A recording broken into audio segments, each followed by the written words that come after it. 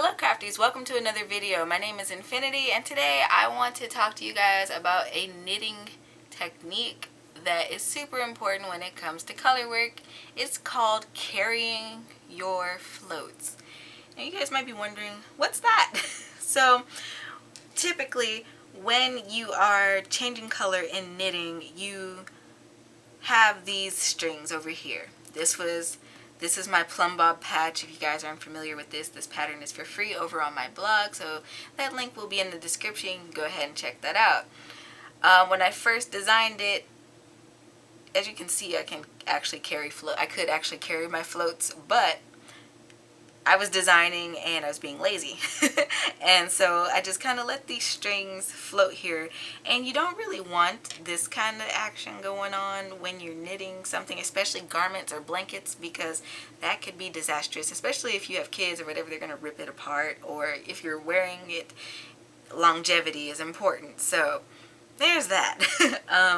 On this one, I did another patch for the actual release of the pattern, and I carried my floats throughout the thing.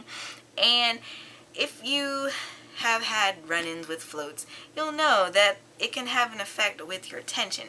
Now this patch is actually bigger than this one because I accidentally used a bigger needle, but that's beside the point. This one, the pattern is more, in my opinion, protruding, as opposed to this one that lays a little bit flatter than this one. So you know, why carry floats? Like I said, you don't want all those crazy strings kind of dangling if your color changes are far and in between. So today I wanted to talk about how to go about carrying your floats without being able to see them on the front of your project. And without further ado, I'm going to jump into teaching that.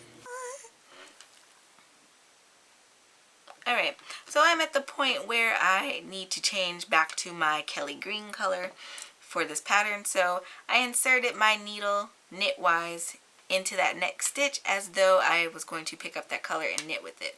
Now what I want to do is take my primary color, which is this taupish camel color, and I am going to come under and over and wrap it around as though I was going to work with it, but I'm not.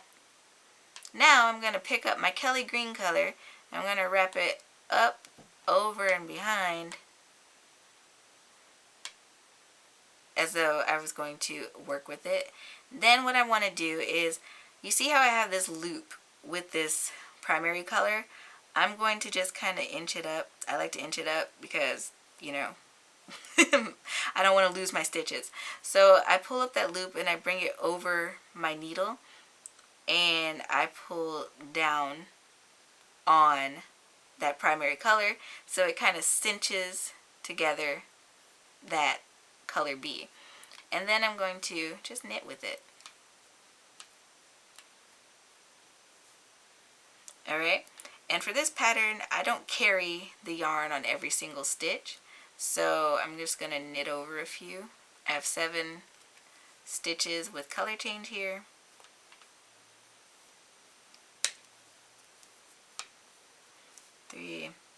And I'm on my 4th one. So again, I'm not going to knit with this color yet. I'm inserting my needle knitwise. I am bringing up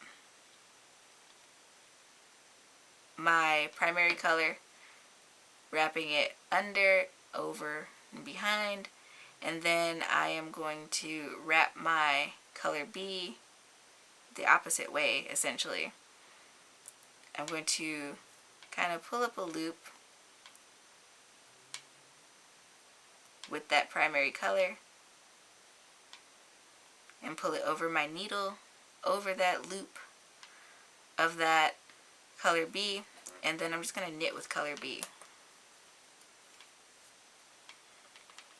And that's how I deal with carrying my floats on the knit side. I'm going to work the rest of this row and then I'm going to come back and show you guys how I work with it on the purl side. Alright, so now I'm at the point where I want to color change on my back side. So I have inserted my needle purlwise on here and I am going to take my primary color yet again. I'm going to wrap it over, come back under. I'm going to take my green yarn and I'm going to wrap coming under, going over, and then I'm going to again pull up my loop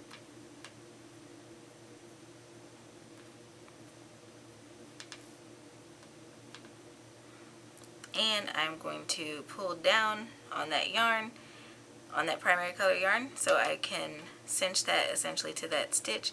And now I'm going to go ahead and purl.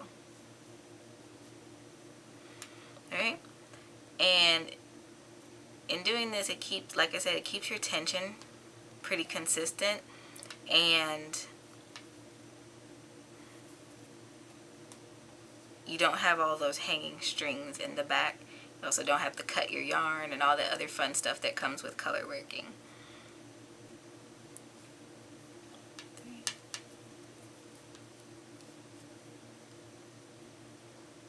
And we're coming to that center stitch where I like to carry my yarn.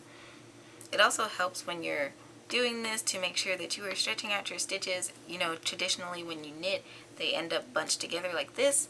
You don't really want that while you're here because you can accidentally tension your yarn too tight and you're gonna mess up your design. So again, insert your needle purlwise. I'm gonna take this primary up, over, and under, wrapping the secondary yarn the opposite way, pulling up my loop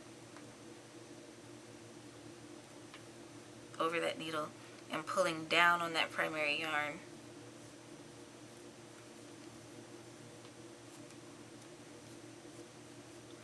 Just like that. And you would continue on in that way until you completed your design. I'm going to stop that right there. I hope today's video was helpful, mildly helpful. You can let me know down in the comments below. It has been a while since I've done a knitting tutorial. If you enjoyed today's video, don't forget to leave me a thumbs up. You can, like I said, comment down below. Don't forget to subscribe and hit that notification bell. I am actually going to be releasing one of my patterns soon, this pattern, and it involves color changing, so you're not going to want to miss that tutorial. Also, check me out on other social media. I'm on pretty much everything except for Snapchat. If you guys have been following me recently, you'll know that I started a new Instagram back in the middle of July, so go ahead, go over there, leave me a follow. That's where I post all of my other arts and crafts things, as well as pattern announcements and other fun stuff related to Infiniti Crafting Co. And until next time, guys, happy making.